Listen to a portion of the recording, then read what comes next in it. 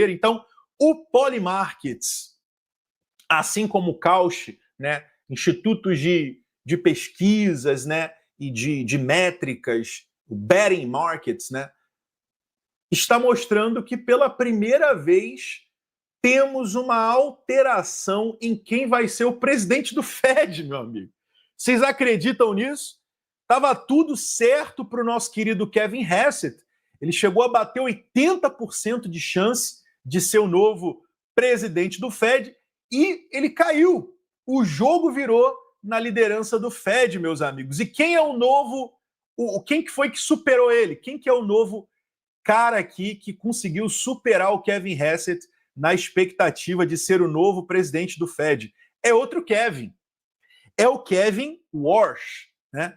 É uma reviravolta, meus amigos, que me pegou de surpresa, vou ser bem sincero para vocês. Eu não esperava que isso fosse acontecer e realmente, cara, foi bizarro. De ontem para hoje mudou tudo, meus amigos. Agora temos o Kevin Warsh, né? Agora ele é oficialmente o favorito para se tornar o próximo presidente do Fed, com 48% das chances. Então, como é que está aqui? A gente tem, pessoal, alguns nomes, né? A gente tem o Kevin Hassett, que está agora com 42% de chance. A gente tem o Kevin Warsh, que é esse aqui da foto, que está agora com 48%, superou o Kevin Hassett. A gente tem o Christopher Waller, a gente tem o Scott Bessent, que é o atual secretário do Tesouro. Então, esses são os principais nomes cotados para serem novos presidentes do Fed. Quem... Oi, o que foi, Urso? Tudo bem? Tudo bem, papai? Você é muito bonita, papai, coisa linda. Hein? E aí, o que acontece? E agora, meus amigos, 48% das chances, segundo o Polymarkets, isso ocorre horas depois de surgirem relatos de que a candidatura do Kevin Hassett à presidência do Fed enfrentou resistência de pessoas de alto escalão próximas ao Trump. Então, teve uma galera aí da alta, da high society, né? Pessoas próximas ao Trump de alto escalão que falaram, ó, titio Trump, pô, esse Kevin Hassett aí, a gente sabe que ele é bom e tal, mas o mercado tá preocupado com ele, o mercado tá achando que ele vai entrar fazendo muito fuzuê. Vamos colocar esse outro camarada aqui que é mais centrado, é mais focado, é um cara mais comedido, e aí acaba que ele aparece aqui acima do titio Kevin Hassett. Incrível, né? Eu realmente fui pego de surpresa. Yuri, tu acha que ainda tem chance de ter reviravolta? Pessoal, faltam, bota aí, janeiro, fevereiro, março, abril, ainda faltam 4 meses para a decisão final. Então isso aqui pode mudar bastante ainda, tá? Mas eu realmente confesso para vocês que eu não estava esperando isso aqui não, tá? E aí você vai perguntar, Yuri, quem que é esse cara? Por que ele superou o Kevin Hassett? Por que ele agora é o novo queridinho aí do smart money? Por que ele é o queridinho aí do pessoal de alto escalão? Yuri, quem que é o Kevin Warsh? Pessoal, o Kevin Warsh, ele é um economista e executivo financeiro americano que já serviu como governador do Federal Reserve no passado. Então, ele já foi governador do Fed, ele já atuou, ele já trabalhou como governador do Federal Reserve, tá?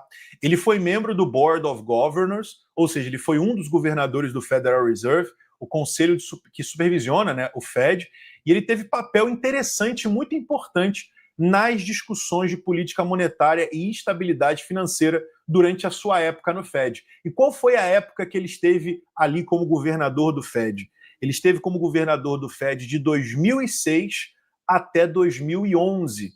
E ele trabalhou também no setor privado. Depois que ele saiu do Fed, ele trabalhou no setor privado em consultoria econômica após ele deixar o Fed em 2011.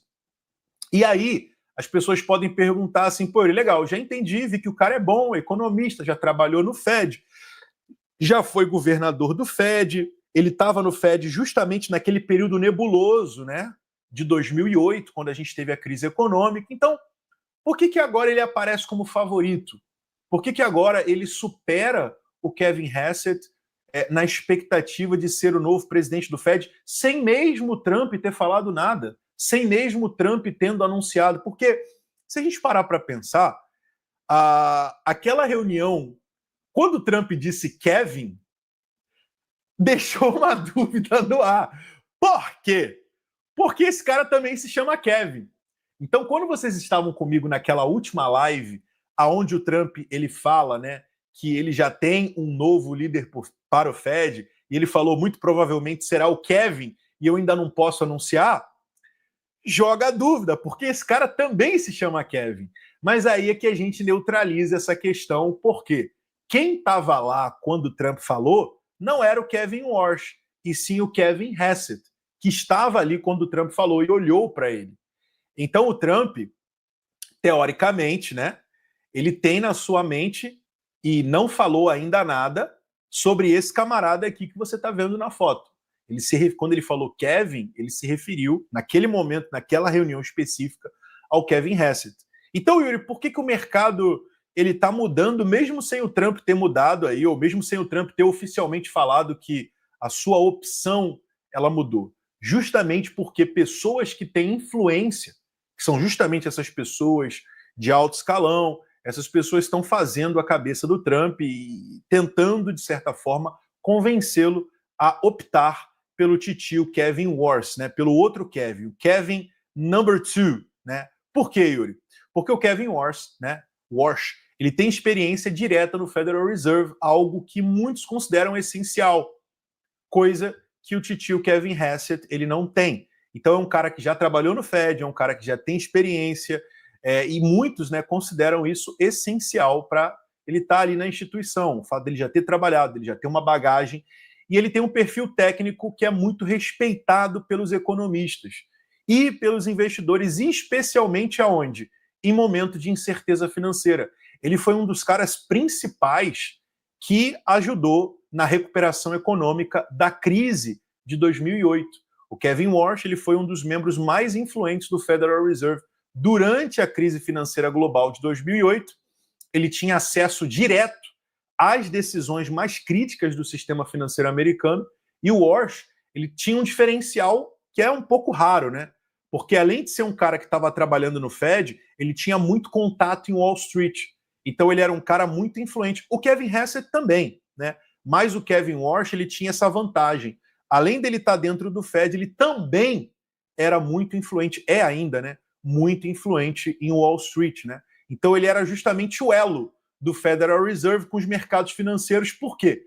Porque ele entendia e entende profundamente do sistema bancário e o comportamento das grandes instituições. Ou seja, ele foi como uma ponte entre o JP Morgan, Goldman Sachs. Então ele era um cara que falava diretamente, mesmo trabalhando no Fed, ele tinha contato direto e falava diretamente com esses caras. Então ele atuou como uma ponte entre o Federal Reserve e os bancos como o Morgan Stanley, o Goldman Sachs, o JP Morgan e outras instituições que estavam enfrentando e entrando, né, num grande colapso. Então ele alertava o Fed com informações de bastidores que não apareciam justamente aonde? Nos relatórios oficiais.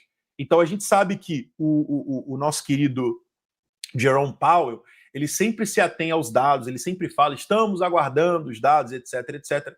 Só que o nosso querido Kevin Warsh, além dele ter esse viés, né, de ter trabalhado no Fed, ele também tem uma conexão muito forte com os banqueiros de Wall Street. Então ele tem muitas informações e ele tem acesso, né, devido a essa amizade que ele tem com essa galera e esses contatos, a ter acesso a esses relatórios, né, que não são ali, que vão além, né, dos relatórios oficiais, aqueles relatórios de bastidores, né?